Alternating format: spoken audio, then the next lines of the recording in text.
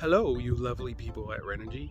My name is Isaac. I have been working on installing a full solar system, including the Renogy 3000 watt inverter, charger on my RV, but I have recently run into a snag. Over here, we have shore power connected. I can show you right now. There is no lights on for the shore power. Now we have connected the shore power and pew, pew, pew, pew, magic. We have power of alternating current running into the solar setup. So I'll bring you over to the setup. This is what I've been working on. I have 600 amp hours of lithium iron phosphate on a 12 volt system, running in 2-gauge cable over to this Renogy 3000 watt inverter charger. The shore power is running through 6-gauge cable over here. Hold on 1 second.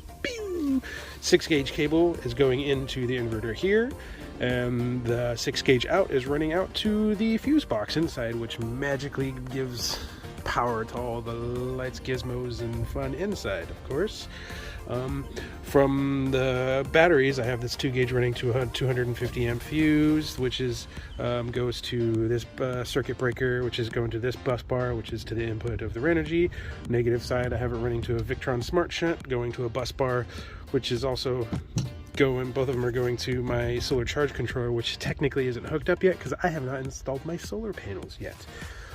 So, to let you guys see that I have power going into the Renogy, I've got my handy dandy multimeter.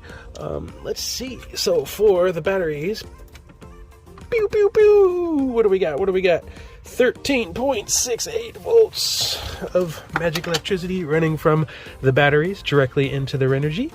Boop, boop, boop. That multimeter. Let's check out our shore power. We have 123 volts running directly into the Renogy inverter. But unfortunately, the Renogy inverter is not turning on at all. It was installed about a month ago. I bought it about 6 months ago. And about 2 nights ago, I hear a beep and the thing just shuts off. It completely bricked. There is no power at all. There's no error codes. There's nothing coming from it. I turn it off. I've turned it on. I've disconnected the shore power and reconnected. I've disconnected the batteries and reconnected them. I've tried any sort of, I don't know if there's like hard resets of holding down buttons, some weird password like an old Sega Genesis where I could type it in and go into God mode to make the thing work. I don't know. That's what you guys need to tell me about. It should still be on warranty since it's only I've had it for 6 months.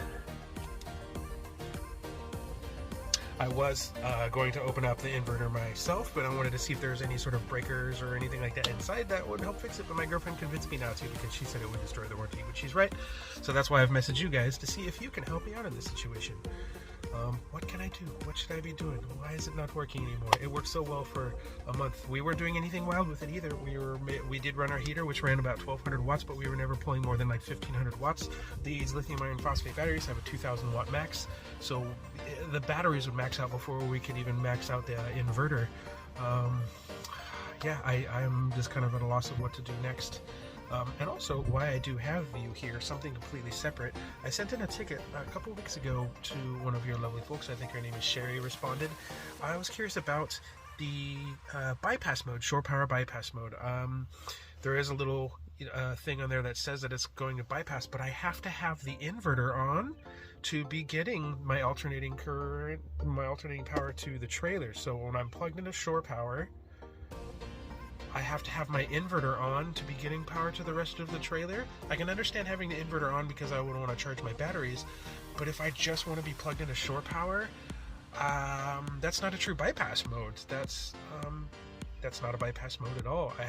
That means I'd have to be running the inverter charger for 24 hours a day for me to get power. I really don't want to be running this thing 24 hours a day. I feel like that's just going to wear it out way faster than necessary. So if that's true, that I actually have to have my Renogy on just to be getting shore power, I'm gonna have to install a physical actual bypass with like a switch or something like that, because I just don't want to be running this thing 24 hours a day. Either way, thank you for your time.